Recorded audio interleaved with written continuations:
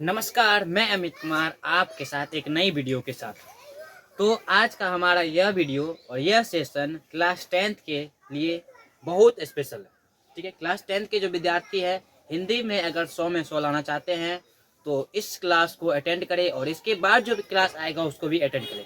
10 minute 50 objective, 10 minute 50 objective. तो हम शुरू करते हैं। ऑब्जेक्टिव का टाइम हमें नहीं लेना है आपका।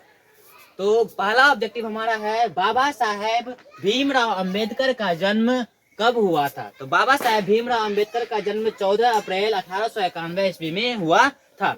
बाबा साहेब भीमराव अंबेडकर का जन्म किस राज्य में हुआ था। तो बाबा साहेब भीमराव अंबेडकर का जन्म हम जानते हैं कि मध्य प्रदेश में हुआ था। श्रम विभाजन और जाति प्रथा के लेखक कौन है। श्रम विभाजन और जाति प्रथा के लेखक बाबा साहेब भीमराव अंबेडकर हैं। भारत में जाति प्रथा का मुख्य कारण क्या है। भारत में जाति प्रथा का मुख्य कारण क्या है। भारत में जाति प्रथा का मुख्य कारण बेरोजगारी है। बुद्धा एंड हिज दामा के लेखक कौन है। बुद्धा एंड हिज दामा के लेखक बाबा साहेब भीमराव अंबेडकर है। हमारा अगला क्वेश्चन है भाईचारे और दूसरा नाम क्या है। भाईचारे का दूसरा नाम क्या है। भाईचारे का दूसरा नाम लोकतंत्र है। सभ्य समाज की आवश्यकता क्या है। सभ्य समाज की आवश्यकता आपका श्रम विभाजन है। अंबेडकर ने भारत की बेरोजगारी का प्रमुख एवं प्रत्यक्ष कारण किसे माना है। प्रमुख एवं प्रत्यक्ष कारण आपका जाति प्रथा को माना है। बाबा साहेब भीमराव अंबेडकर ने प्रेरणा स्रोत रहे हैं। तो बुद्ध भी रहे हैं, कबीर भी रहे हैं तथा ज्योतिबा फूले रहे हैं, यानी कि तीनों रहे हैं। बाबा साहेब के जो प्रेरणा स्रोत थे वो बुद्ध थे, कबीर थे तथा ज्योतिबा फूले थे। श्रम विभाजन एवं जाति निम्न में क्या है। श्रम विभाजन और जाति प्रथा जो है आपका निबंध है। श्रम विभाजन तथा जाति प्रथा निबंध है। हमारा अगला क्वेश्चन है विष के दांत कहानी के रचयिता कौन है। विष के दांत कहानी के रचयिता विनोद कुमार शुक्ल नहीं नलिन विलोचन शर्मा है। नलिन विलोचन शर्मा का जन्म कब हुआ था। नलिन विलोचन शर्मा का जन्म 18 फरवरी 1916 में हुआ था। सेन साहब की नई मोटर कार किस रंग की थी। सेन साहब की नई मोटर कार काली रंग की थी। और अगला क्वेश्चन है विष के दांत पाठ निम्न में से क्या है। विष के दांत जो है आपका कहानी है। क्या है। कहानी है। सेन साहब अपने बेटे खोखा को क्या बनाना चाहते थे। सेन साहब जो थे वो अपने बेटे को क्या बनाना चाहते थे। तो हम सभी जानते हैं सेन साहब अपने बेटे को इंजीनियर बनाना चाहते थे। तो हमारा अगला क्वेश्चन है खोखा किन मामलों में अपवाद था। खोखा जो था वो घर के सारे मामलों में क्या था। अपवाद था। जितने भी घर के नियम थे सारे मामले में क्या था। अपवाद था। गिरधर का बेटा कौन है। खोखा था, कासू था या मदन था। तो हम जानते हैं गिरधर का बेटा मदन था। गिरधर का बेटा मदन था। खोखा के दो दांत किसने तोड़ डाले थे। खोखा के दो दांत मदन ने तोड़ डाले थे। गिरधर लाल सेन साहब की फैक्ट्री में क्या था। गिरधर लाल जो था सेन साहब की फैक्ट्री में क्या था। तो गिरधर लाल सेन साहब की फैक्ट्री में किरानी था। सेन साहब किस तरह के आदमी थे। सेन साहब तानाशाह आदमी थे। सेन साहब जो थे तानाशाह आदमी थे। हमारा अगला क्वेश्चन है मदन किसका बेटा था। तो मदन जो था वो गिरधर लाल का बेटा था। हमारा अगला क्वेश्चन है मोटर को कोई खतरा हो सकता है तो वो किससे हो सकता है। जो मोटर गाड़ी थी वो जो खतरा था किससे हो सकता था। तो मोटर को जो है खतरा है खोखा से हो सकता था।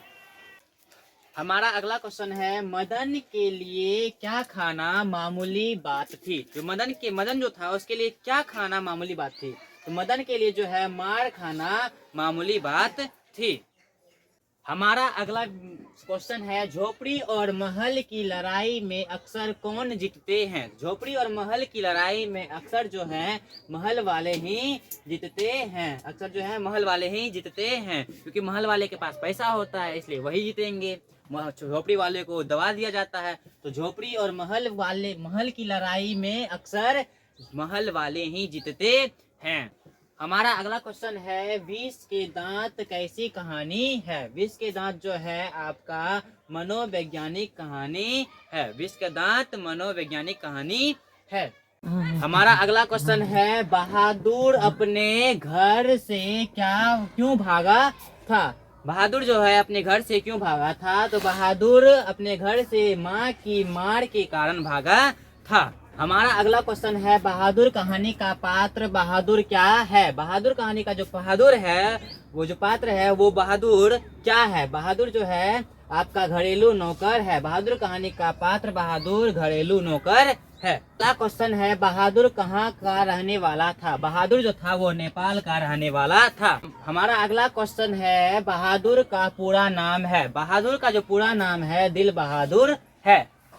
हमारा अगला क्वेश्चन है, लेखक के रिश्तेदार ने बहादुर पर क्या आरोप लगाया था। लेखक के जो रिश्तेदार थे उन्होंने बहादुर पर कौन सा आरोप लगाया था। उन्होंने बहादुर पर पैसा चुराने का आरोप लगाया था। लेखक के रिश्तेदार ने बहादुर पर पैसा चुराने का आरोप लगाया था।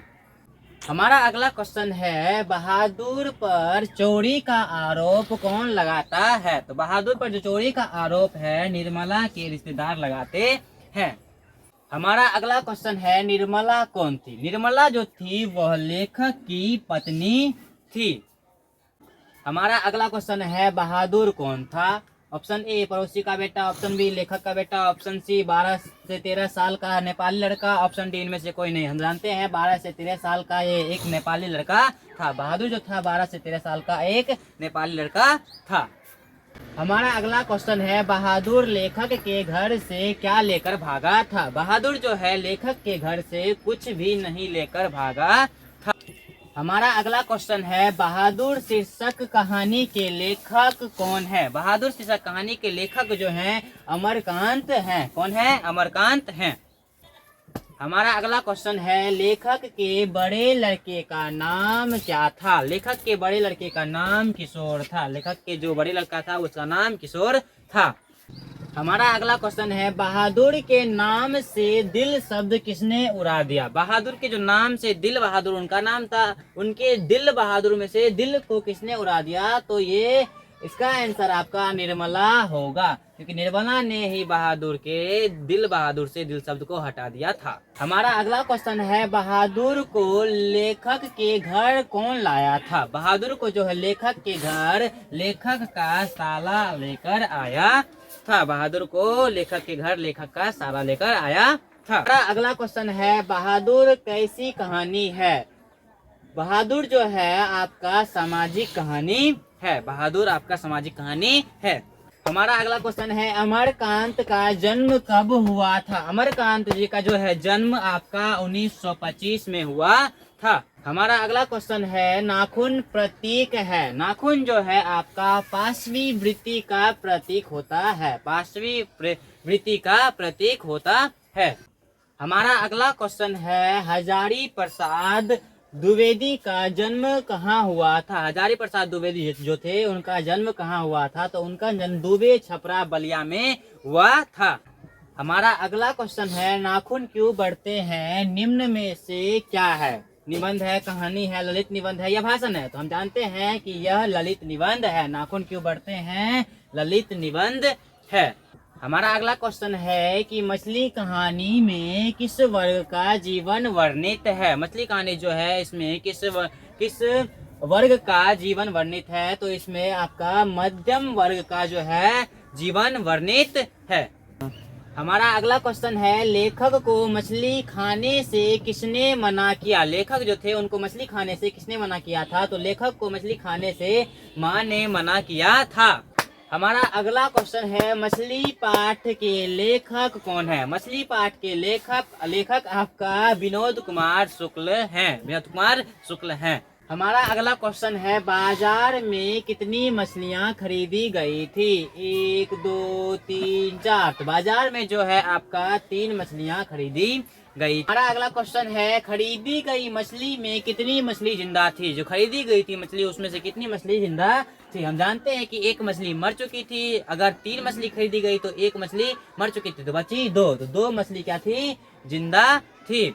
तो आज का ये वीडियो आपको कैसा लगा। वीडियो अगर अच्छा लगा तो लाइक करें, सब्सक्राइब करें और वीडियो को शेयर करें ज्यादा से ज्यादा, और अपने दोस्तों तक पहुंचाएं ताकि उनको भी इस वीडियो का लाभ मिल सके। धन्यवाद।